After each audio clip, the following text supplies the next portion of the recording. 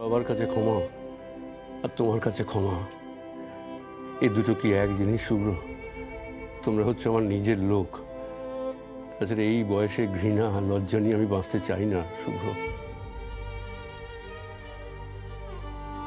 আমি চাই শ্রেয়া, রূপম ওরা ব্যবসার দায়িত্ব নিক,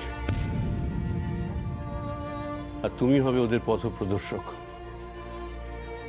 আর তুমি? আমি আছি তোমার সঙ্গে। তুমি প্লিজ ব্যবসায় ফিরে এসো শুভ্র। আমি যাব, আমি নিশ্চয়ই যাব। শ্রেয়া, তুই কি এখন এই বুড়ো বাপটার উপরে রাগ করে থাকবি? ক্ষমা করে দিবি না আমার?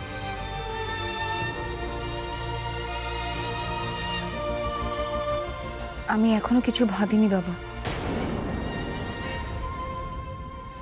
আমি ভেবে জানাচ্ছি।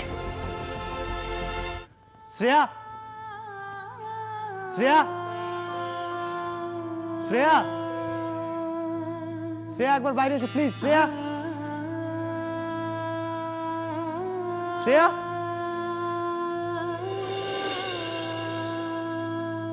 শ্রেয়া প্লিজ, প্লিজ একটু একটু একটু নিচে নেমে এসো Shreya please. Shreya,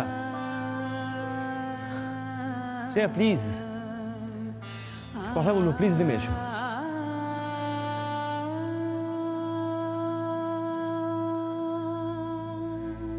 please Shreya, please please.